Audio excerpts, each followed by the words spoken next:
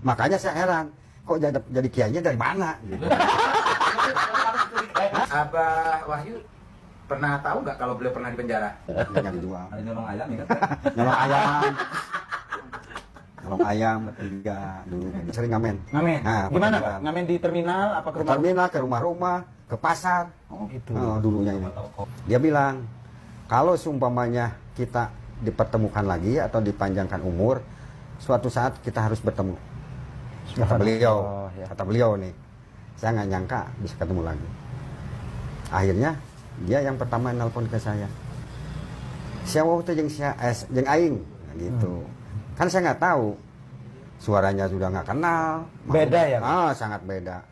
35 tahun yang lalu itu ngomongnya. Hobinya Abuya ini dulu apa Pak? Itu dia main musik sama saya. Oh memang main musik ya Pak? Dulu pernah ngamen ke Bogor, ke Cianjur paling sering, ke Bandung. Yang paling sering itu Bogor, Cianjur paling sering ngamen. Ngamen? Nah, gimana Pak? Ngamen di terminal apa ke rumah? Terminal, ke rumah-rumah, ke pasar. Oh gitu. Dulunya ini. Toko-toko. Itu banyak sekali lah pengalaman sama kita. Usia itu usia berapa ya? Sekitar ya 17-18 lah, kurang lebih. Berarti masih remaja banget ya. Kebetulan ini mah di atas saya, usianya beda 1 tahun lah kurang lebih ya, 1-2 tahun ya lah. sepantaran lah ya Pak ya. Ini lebih tua. Ini kejadiannya banyak sekali sebetulnya. Temen nggak apa diceritain. Apa pernah tahu nggak kalau Abuya ini seorang musafir? Nggak tahu sama sekali. Apa pernah tahu kalau Abuya ini sedang berguru dengan Abuya Mama Awas? Nggak tahu sama sekali. Subhanallah. Nggak tahu. Rapi ya, teman sendiri aja tidak tahu ya Pak? Nggak tahu. Makanya saya heran, kok jadi kiainya dari mana? Gitu. Benar. Asli apa abal-abal gitu? Benar. Assalamualaikum warahmatullahi wabarakatuh. Sahabat Nufiji dan saya cintai karena Allah Subhanahu wa taala. Ini adalah cuplikan pertama yang teman-teman lihat, yang mana saya dapati dari grup WA ya. Di situ ada rekaman jejak digital ya.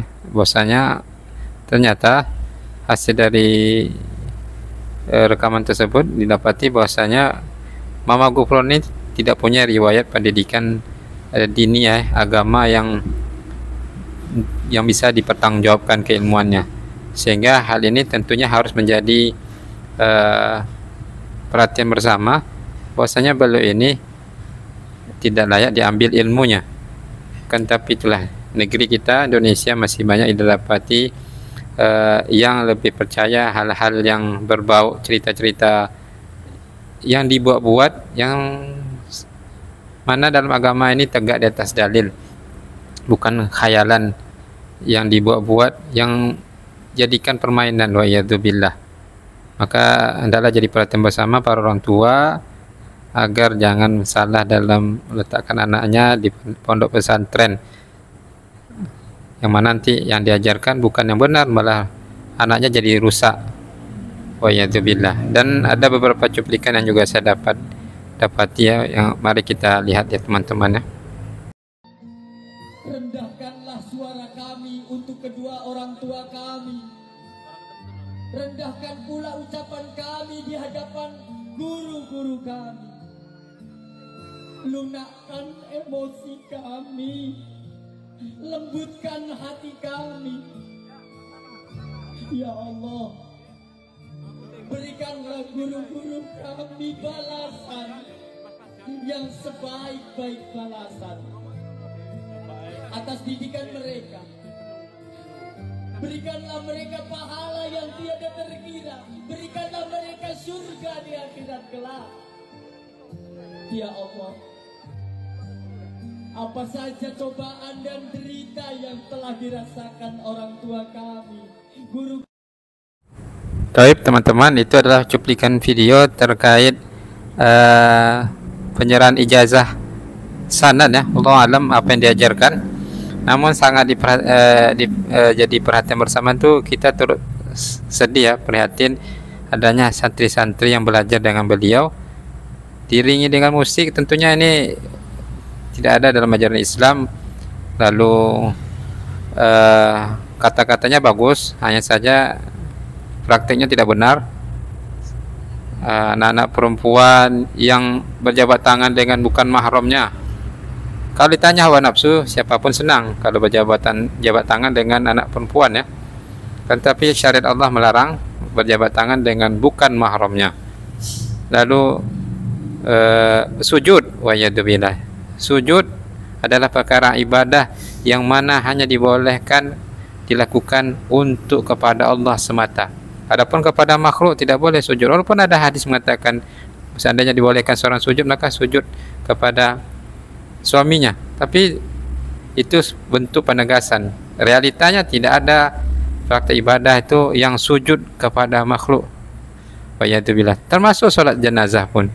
Ketika seorang solat jenazah yang terpaksa tidak bisa solat di rumahnya, rumah si ahlul mayit kan, lalu mereka mendatangi kuburan, datang ke sana untuk solat jenazah, yang mana di situ isinya doa, mendoakan si mayit, dan tidak ada dalam itu rangkaian sujud dan ruku, karena sujud dan ruku adalah bagian ibadah yang hanya dilakukan untuk Allah semata.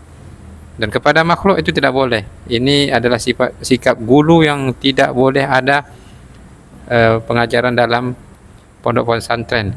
Wa yadubillah. Menghormati guru boleh, tapi jangan berlebihan. Ya. Jangan pula jabat tangan, karena ini adalah jalan terjadinya perzinahan, minimal zina tangan, lalu bisa kepada kemaluan. Wa yadubillah. Maka hati-hati dalam memilih pondok pesantren, jangan sampai anak perempuan kita malah semakin rusak. Wa yadubillah. Kita lanjut pada cuplikan video berikutnya ya. Itulah nanti bakal muncul. Walau alam, ma qul inna kaliya masih inna kaliman fi Allah. Nah, kenapa? Mbahnya pun hilang, siapa? Prabu Siliwangi.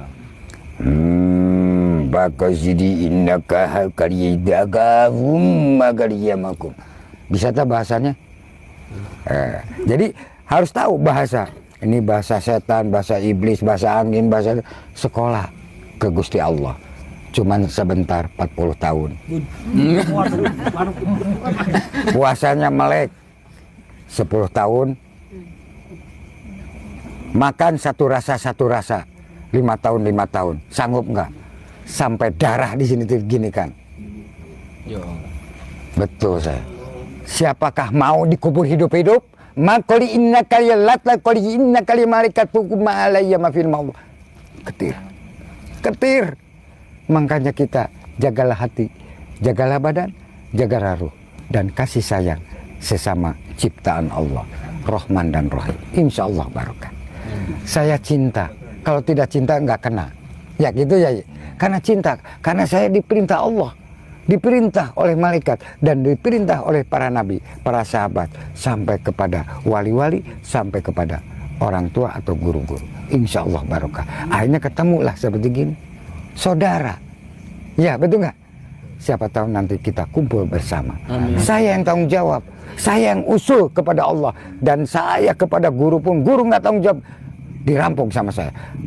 Terus sampai ke wali-walinya, sampai kepada baginda Rasulullah Sallallahu Alaihi Wasallam. Makanya saya berdialog kepada Rasulullah, ke makamnya Rasulullah, masuk ke makamnya Rasul 3 kali saya masuk.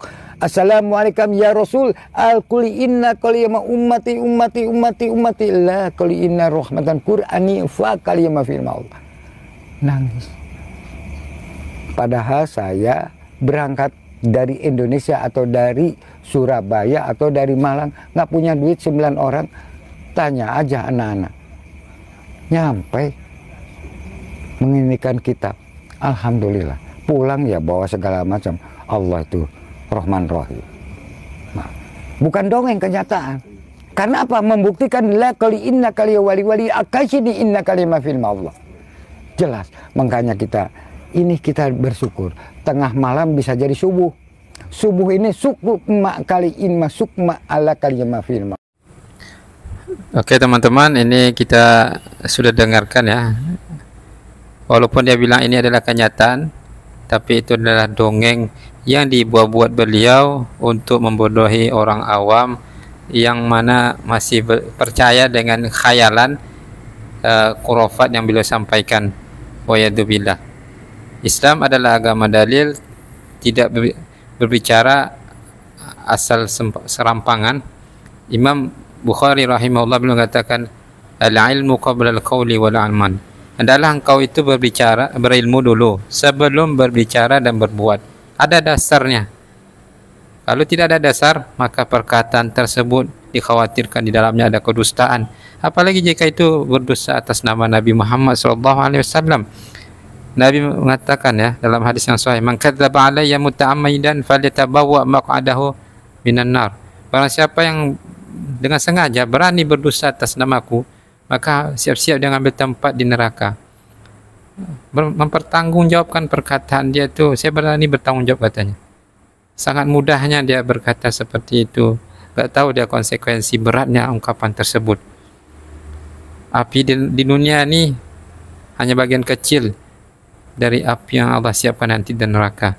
Maka hendaklah beliau masih hidup ini bertobat, meninggalkan menyampaikan cerita-cerita dongeng kedustaan untuk mengajak orang menjadi pengikutnya. Jangan sampai beliau menyesal di akhirat. Dan yang mengikuti beliau hendaklah sadar dengan firman Allah Azza wa Jalla. Allah sudah ingatkan, "Ittabarra'al ladzina tubi'u minal ladzina taba'u wa ra'awul 'adzaba wa taqatta'at bihimul azab." Dan ketika mereka yang tercampak ke dalam neraka, mereka akhirnya berlepas diri atas orang-orang yang telah dulu menyesatkan mereka di dunia. Tetapi yang menyesatkan mereka malah juga berlepas diri atas mereka sendiri yang mau ikut dengan mereka. Maka ini adalah teguran yang hendaklah diperhatikan bersama agar kita kembali kepada jalan yang lurus. Ketika yang disampaikan benar sesuai dengan Al-Quran Sunnah, malah dituduh anti Wahabi,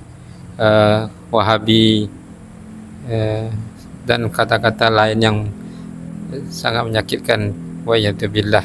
Semoga ini bisa menyadarkan kita semua teman-teman. Kita lanjut ya berikutnya. Mahal loh ngundang saya. Harganya mahal sekali.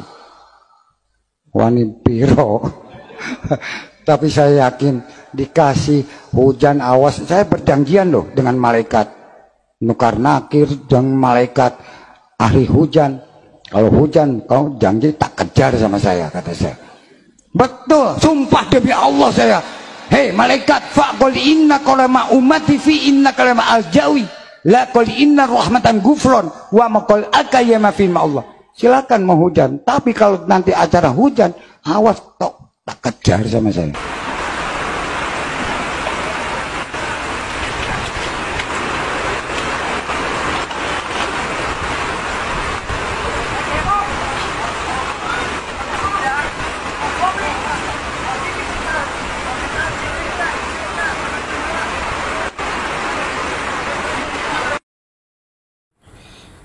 Teman-teman yang saya cintakan Allah Subhanahu wa taala, ini video yang sempat viral juga ya. Beliau ngomong bisa bicara dengan malaikat penjaga langit ya, agar tidak turun hujan. Ini adalah perkara yang di luar kemampuan manusia normal. Karena perkara gaib itu adalah perkara yang hanya Allah yang tentukan. Adapun selainnya seperti manusia, itu adalah kekhususan yang Allah berikan kepada para nabi dan rasul. Adapun selainnya, maka itu dipastikan adalah kedustaan. Wa'iyadzubillah. Maka hendaklah kita kaum muslimin tidak percaya apa yang dia katakan.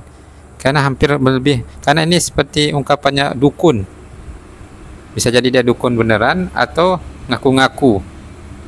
Yang mana ada namanya dukun teman-teman ya, yang berhubungan langsung dengan jin.